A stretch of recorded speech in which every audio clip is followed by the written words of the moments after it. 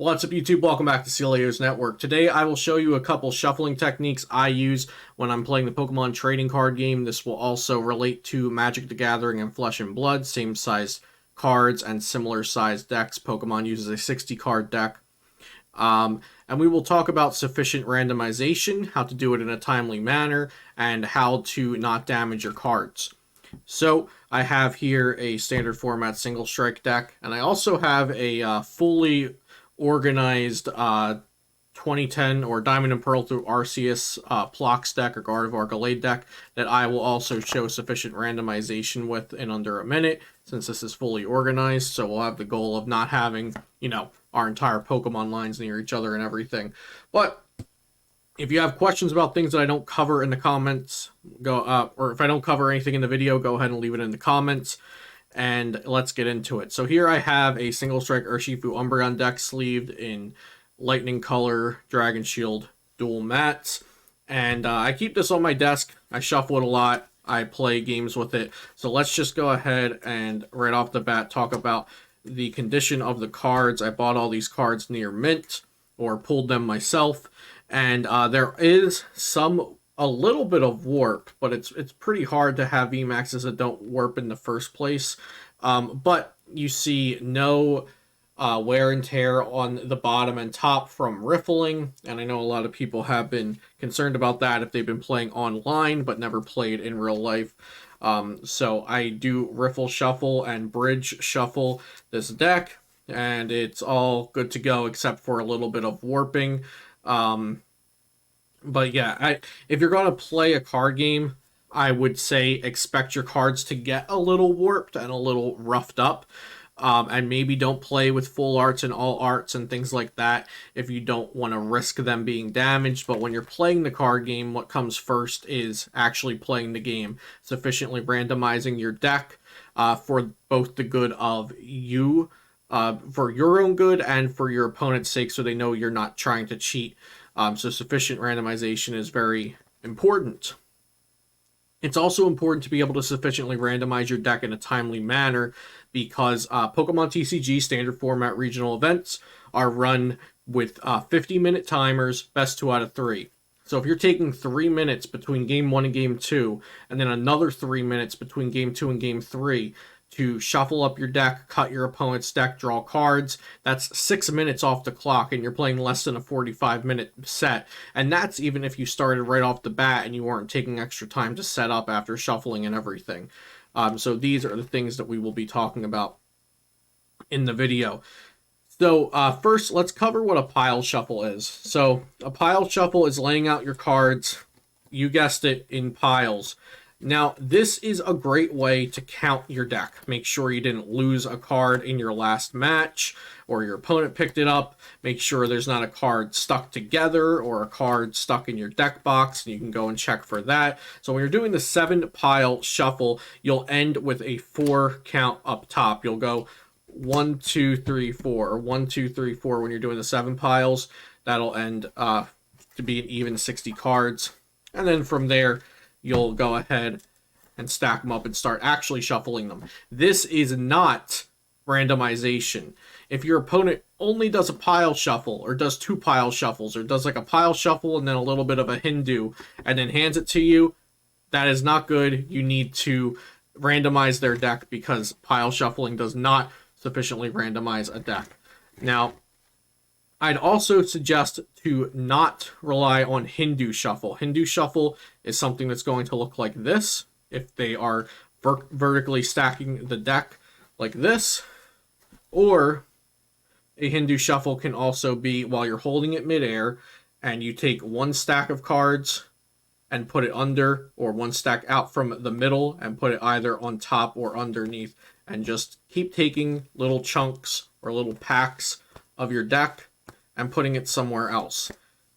This is fine if you're doing it in the middle of your shuffling, if it's a habit that you've created, but it's not okay as the only type of shuffle to do. You'll see when I show you towards the end or maybe the middle of this video, when I shuffle, I do a mixture of multiple types of shuffling. Now, the main type of shuffle you'll probably see, and the one that I encourage you to take on, is the riffle.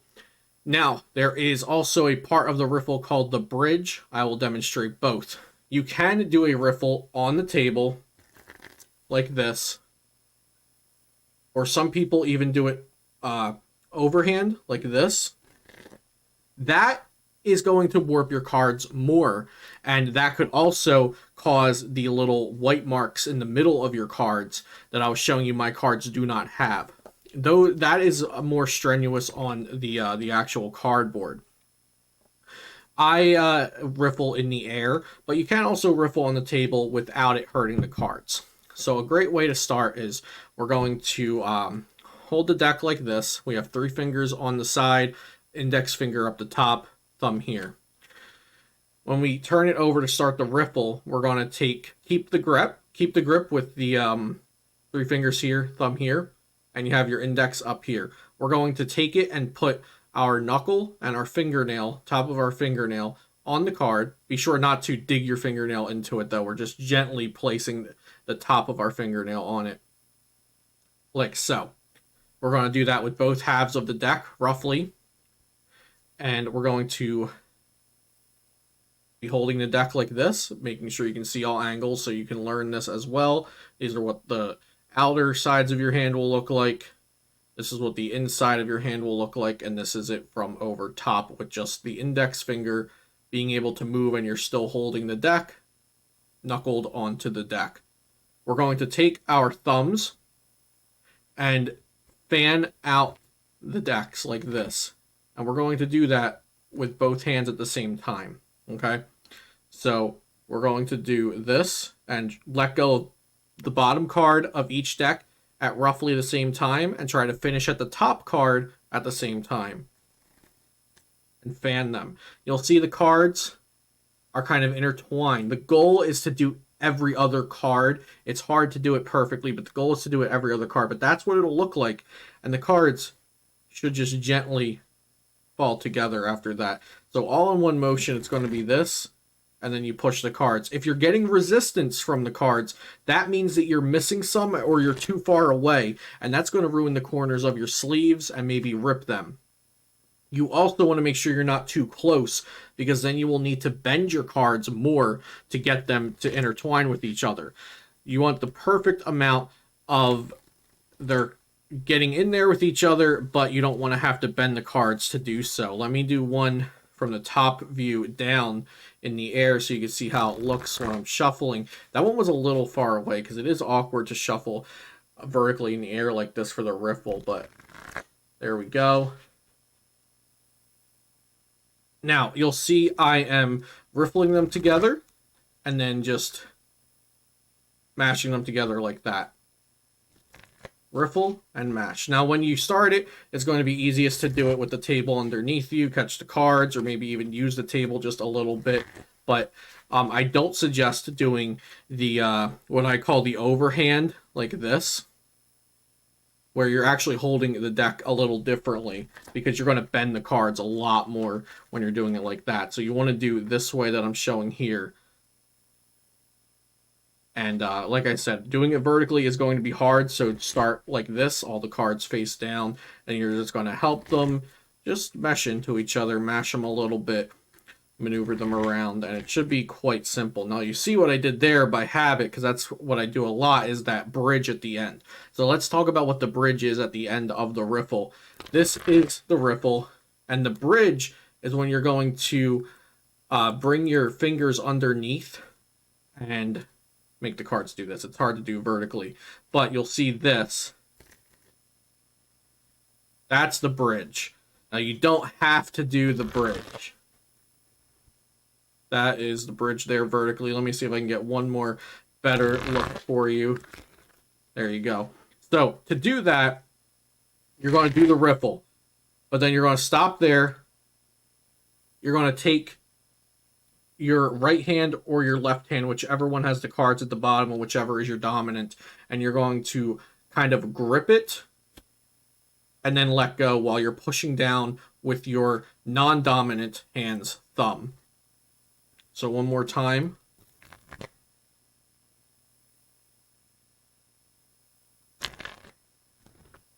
But you do not need to bridge.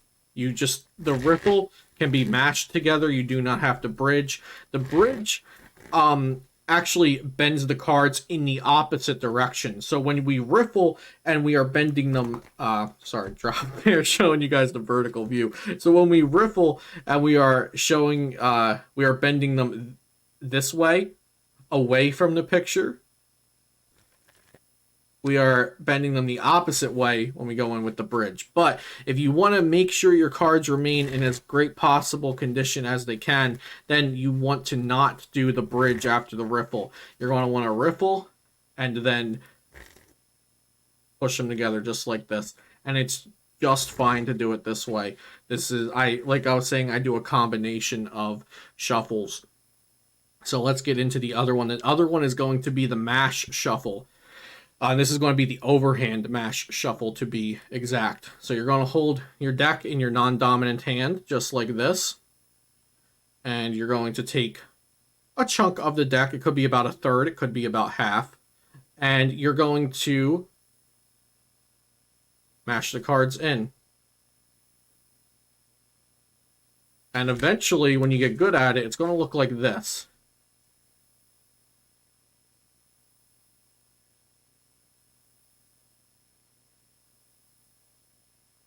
Okay, now let me show you that from another angle. So what we're going to do, it's hard to do it from the top because gravity is getting in the way a little bit there, but essentially you're going to let these cards open up and fan up a little and mash the overhand part into it. Now there's also the vertically stacked mash, which is much easier for you guys to see how I'm doing it with the camera angle I'm using here. So what we're going to do for this one is take about a third to a half of the stack in our dominant hand and whip it around. And then what's happening here is we're mashing into the deck. Now what's important is we're not mashing corners first. That's going to be very bad for the sleeves. What you want to do is take around a little under halfway from the card, about a third of the way down here, 3/4 of the way down. That part is going to mash in to this portion of the non-dominant stack to look a little something like that. And you'll notice I do a little bit of a in and out motion. I don't just push. So you'll see that in and out motion happening. And it happens much faster once you get used to it and natural. And you're shuffling your sideways or vertically stacked mash, whatever you want to call it, will look more like this. But the overhand mash we'll get back to now that you've seen how the cards are going together. I take half of the stack. I'll just do it naturally for a moment. You guys can watch how it looks just when I'm shuffling my deck when I'm playing or just sitting at my desk shuffling. And this is getting the cards nice and mixed up. They're weaving in and out of each other. You'll notice I am not just replacing a stack with another stack. I am not doing this. I am taking this stack and allowing this grip to hold the cards in place, but also allow them to move enough that these can go in between them, just like that. And when it gets going faster, you'll see kind of the fan happening with my thumb, and I'm allowing the bottom stack to fan out so we can get those cards shuffled in there. So the way I shuffle, first round of a tournament, I'll typically do this before the pairings are even posted. Just find a table, make sure we've got 60 cards here. I didn't leave something in the hotel room. Cards aren't stuck together. A sleeve didn't rip and a sleeve went inside of another. I didn't drop it on the way in. Things like that. Make sure I have my 60 cards. We got 57, 8, 9, 60. And there we go. And I'll just do that and stuff it in my deck box, and then I'm ready for round one. I know I have my 60 cards, but you can also do that when you get to your round pairing. From there, it is generally agreed upon that 7 riffles and then offer a cut is going to be sufficient randomization. I will typically do about 3 or 4 riffles. So that's 1, 2, 3, 4, and then I will mash a couple times to make sure the bottom and top cards are actually getting mixed up, because sometimes in riffles, if you're not careful, the top card or the bottom card, depending on the way you're shuffling, can remain the same or remain very close to the top or bottom. So I'll do a couple mashes and then about 3 or 4 more riffles after that, and then 1 more, 2 more mashes, kind of a cut there, and then I'll offer it to my opponent for cut. If you offer your opponent the deck and they cut it, which cut means 2 stacks and 1 is placed on top of each other, that is a cut. This is a shuffle. Anything more than 2 stacks is a shuffle. If your opponent shuffles your deck, you are allowed to then do 1 final cut and then draw your 7 cards to start the game, in Pokemon TCG at least. If your opponent takes the deck, they can shuffle it. Your opponent can shuffle the deck. Now, if you want them to not bridge your deck, of course you can request, hey, please don't bridge my deck. Riffling can be done very safely, as you're seeing here. I'm gently maneuvering these cards in and out of each other with the riffle. I'm not bridging. I'm just gently riffling, mashing together. Riffling, mashing together. And then offer it back to the opponent. The opponent may cut their own deck, and then we start the game. So you shuffle. What I do is 4 riffles, mash 4 riffles, offer it. The opponent either cuts or shuffles. If they shuffle, I cut 1 more time, and then we can start the game. One thing to watch out for from your opponent, to look out for stacking their cards or cheating. Make sure the top or the bottom card is moving. So we'll just take this Rainbow Urshifu VMAX. It's the only one in the deck. My other Urshifu in the deck is regular. I pulled this one, so we just stuck it in the deck. So we're going to put that on top of the deck, right? This isn't a magic trick. I'm just showing you how to make sure your opponent isn't cheating. So we're going to riffle. And we're going to riffle. We're going to riffle. And then we're going to mash. We're going to mash. We're going to Hindu a little. We're going to Hindu a little, okay? And we're going to riffle 1 more time just for good measure, okay? And then the top card is still Urshifu. Now, on that last riffle, it got stuck right here, so I would have still had Urshifu in the top 7 cards on my deck. But if people want to, they can cheat with their shuffle, so just be careful. If they're riffling and they're mashing and you're seeing the top card changing, you're probably good to go. But it never hurts to just, when your opponent offers for cut, take the deck. Mash it a couple times, make sure the top card changes, give it a couple riffles, hand it back to them. You don't want to take more than 15 seconds with your opponent's deck, I'd say is fair. But you have time for a few mashes or a few riffles, and then give it back to your opponent for a cut. So just in review, I do not suggest doing Hindu. It does not shuffle your deck up well. You cannot just pile shuffle and then offer for cut. That is not sufficient randomization. My method is 3 or 4 riffles, a couple mashes, 3 or 4 more riffles, and 1 overhand mash to change the top card. And there you go. Let's do it with this completely organized Gardevoir Gallade deck, right? We got all the Ralts, Kirlia, Gardevoir Gallade, all the 4 Roseannes, 4 BBs. They're all near each other. So let's do my method to see if we are sufficiently randomizing. We're going to riffle. Also, these are Ultra Pro Eclipse purple sleeves on the Gardevoir Gallade deck. And these are all real cards being used in both decks, no proxies. So there's our 4 riffles. And then we're going to do some mashing. Mashing. And you can check the YouTube timer. This should be under a minute that I'm going to shuffle this deck for. So that's our 6th riffle, I believe. 7th riffle. And then a couple more mashes. And then offer to the opponent for cut. They cut. Let's see what our opening 7 cards are. Did we randomize well enough? We've got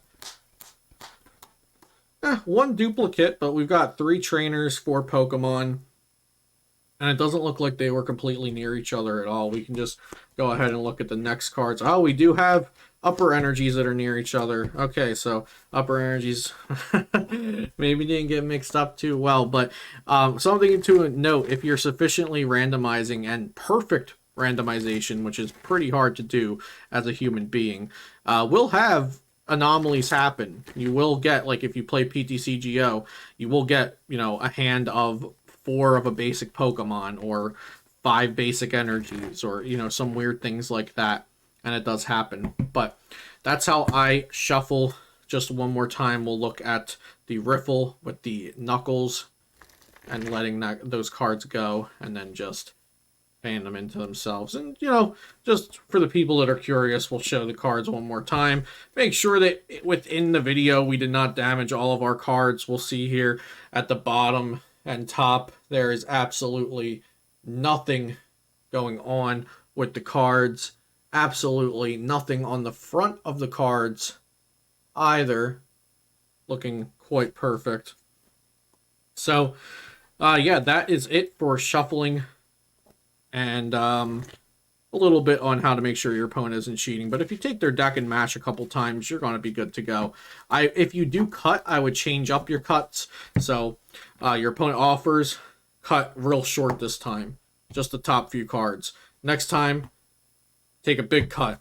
Next time, mash it a couple times. You know, keep it, try not to keep it uniform, because you can, we'll take the Rainbow Urshi again. You can purposely try to plant a card. Now, I'm not perfect at this, so we'll see how it goes. But you can try to plant a card so that if you catch your opponent's cutting technique, you can try to put that card in the next 7 cards. So let's see if I did it there. Yeah, so I got the Urshi. If I was watching my opponent's cutting technique, they're always taking the top third deck. So you want to be changing it up. But that's all I have to talk about today. Thank you for watching. Subscribe to the channel for daily Pokemon TCG content. Sponsors, links, Twitch, Twitter, everything like that is in the description down below. And I'll see you next time here on Celio's Network.